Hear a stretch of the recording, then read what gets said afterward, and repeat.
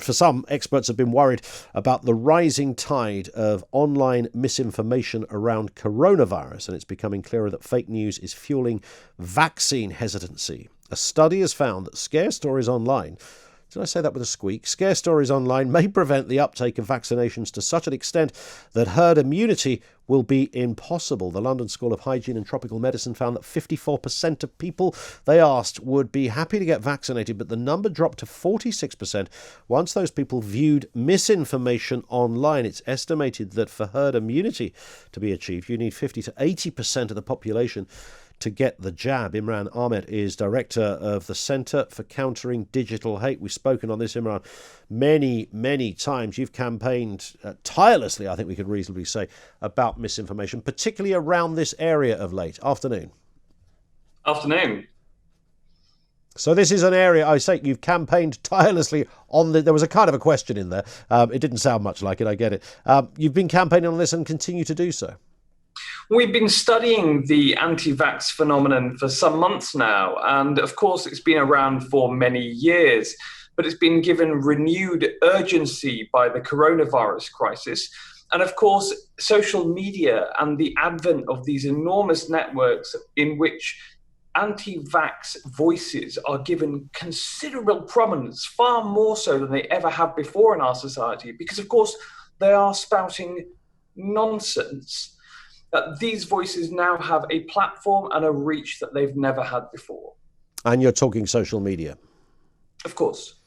I mean, in terms of having different arguments, I mean, where is that curious line? Because it's possible that some people do not like the idea or they're suspicious of a vaccine, and they're perfectly entitled to advance that argument. Well, it was funny you were citing Margaret Thatcher in your spiel before this interview. And of course, she was a chemist, an Oxford-educated chemist. Science is science, opinion is opinion. And those two things really don't meld well together in a space in which, in fact, on social media, opinion is given greater prominence than facts. And that's because what social media prioritizes is engaging content. It's trying to keep you on its platform.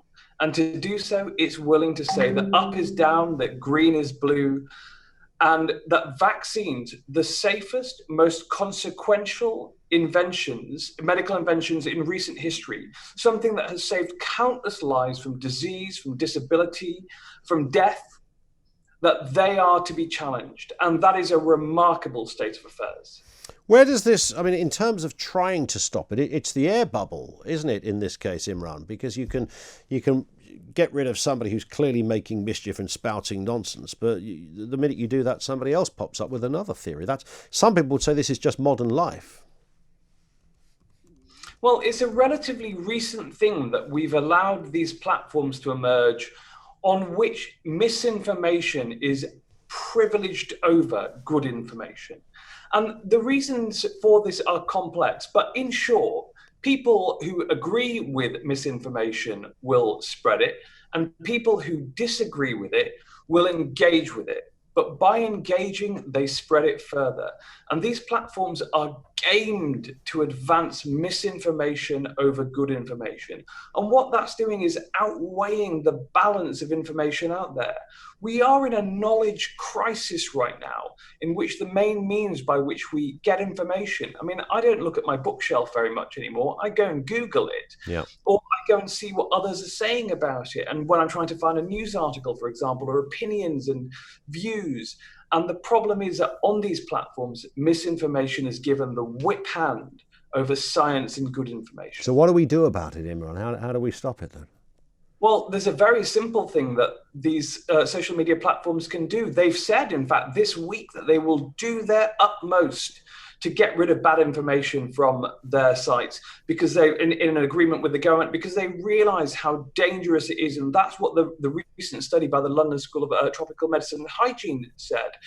But in fact, we know this to be untrue, because the key protagonists, the main bad guys in this battle against bad information, they're well known to us, and they've still got their platforms. Some haven't, of course. Platform, all of them. David Icke, Alex Jones, people like that have been David removed. Icke's still on Twitter. I thought he got banned this week or last week. Sorry, he's still got access to platforms all over the place, and I can find his videos on YouTube like that. And that's the problem. It's not just him, of course. There's Robert F. Kennedy Jr. There's lots and lots of people who spout misinformation. And I can't tell you whether or not they do so knowingly or not, if they're doing it because they're just badly misinformed or because they're malignant actors who are seeking to sell their own, to grow fame, or even worse, wealth off the back of misinformation. Yeah, and I get that. If you have the opinion you have, then that is a terrible thing. But other people would say, well, you know what, just leave them to. I see that stuff. If I agree with something I see online, regardless of what the subject issue is, then I might look at it, read it. If I disagree with it, I might look at it, read it. If I think it's utter bunkum and made up, then I'll make that opinion. I mean, banning it that's a slippery old slope, Imran, isn't it? I'm not saying ban it. I'm saying don't put it onto platforms which are in the same way. You're saying ban it, aren't you? In the same way that you wouldn't invite me onto your show if I was spouting nonsense when I came on. That wouldn't be a ban. It would be just that I didn't have access to your platform. These are private companies which are owned by men and women who are richer than Croesus. Who, Mark Zuckerberg is now a centibillionaire. He's $100 billion in wealth. And that has been gained off the back of serving adverts. 98% of Facebook's revenue come from adverts. And of course, Facebook owns Instagram as well. And they make that money by keeping us on the platforms, by serving us up content which is chewy and controversial. And unfortunately, that has led to misinformation being prioritized in our information ecosystem over good information. Okay, Imran, on that point, thank you. Imran Ahmed, Director of the Centre for Countering Digital Hate. Your thoughts on that? 0344 499 1000.